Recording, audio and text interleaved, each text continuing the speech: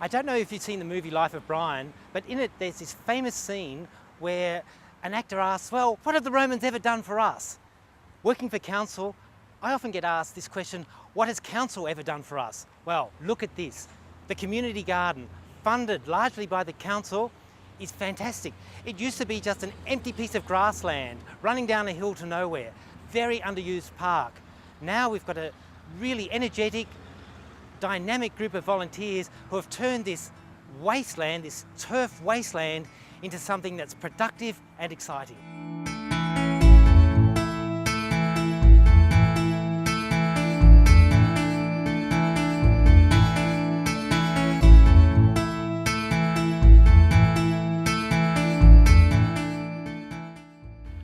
I know a lot of you are thinking, well, let's start a community garden. This looks easy. Walk in the park. Well, before you sort of unleash yourself, and I think it's a great idea, let's look at some of the problems this group has faced.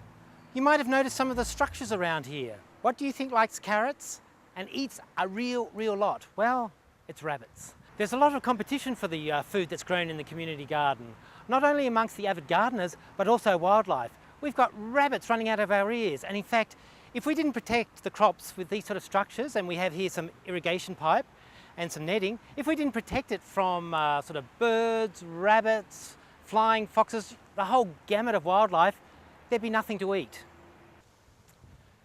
I think when people think about a community garden, they're thinking, oh, well, we're just throwing a few cabbages, a few tomatoes. The community group behind this project is absolutely amazing. They've built stone walls, but not just any old stone walls that the Incas would be proud of. They've been very clever in how to build these stone walls. I mean, I imagine you're a community group, you've got very little money, how do you get stone walls built?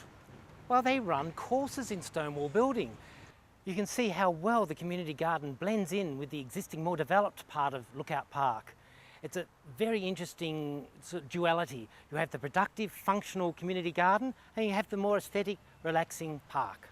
The group behind this community garden, they're not just interested in growing a few vegetables, they're interested in trying to change the whole way Ku-ring-gai thinks about gardening and agriculture. Now, you see here, we have a whole lot of composting going on. They're going to be running workshops to try and encourage as many people as possible to do composting. They also don't believe in using pesticides, so it's a completely organic garden. The irony here is, just behind us is the Pacific Highway, one of the busiest roads in Sydney. If you can be organic in Ku-ring-gai next to the Pacific Highway, you can be organic anywhere. I'm standing behind the berm. It's actually a physical structure to stop a lot of the noise from the highway. The volunteers actually organised for this because they know that being in the garden is more than just growing, it's also about a peace of mind, a state of mind. And you can't achieve that state of mind with constant highway noise. It's amazing how much quieter it gets as you go down the hill. Bendigo Bank has been fantastic in supporting this venture. They gave $20,000 in their first grant and just recently gave another $3,000 to $4,000. Without this sort of support, the garden would really struggle. We've got our more traditional vegetables growing here. We've got some silver beet, we've got some tomatoes, and you can't see it in this shot, but hopefully we get a close-up later. We've got some marigolds, which of course are companion planting. Now, if you don't know about companion planting, join your local organic gardening group. These blogs, they're hard work in the sun. I think I'm going to take a little break. It's as though they're anticipating this. Imagine this, not only a stone wall, but seats. Let me introduce you to the world's largest herb. This banana, and we have a native citrus just planted nearby. They're all here just at the bottom of the community garden. It's part of a permaculture concept. It's like a more wild food crop area. Not every plant in the community garden is from overseas. Just behind me, we have a wild lime. Cocktails, anyone? Yeah, watercress, they've got watercress. It is an issue in a public area to construct a pond because you have to be very cognizant of children. So we really have to be aware that there could be children coming over here and we don't want any problems. So we do have a wetter area here, but it's very shallow. This is an interesting site. We have North Haven, which is a medical facility for older people. We have a developed park. We have this fantastic community garden. And then behind us, we have one of Australia's rarest plant communities, blue gum high forest.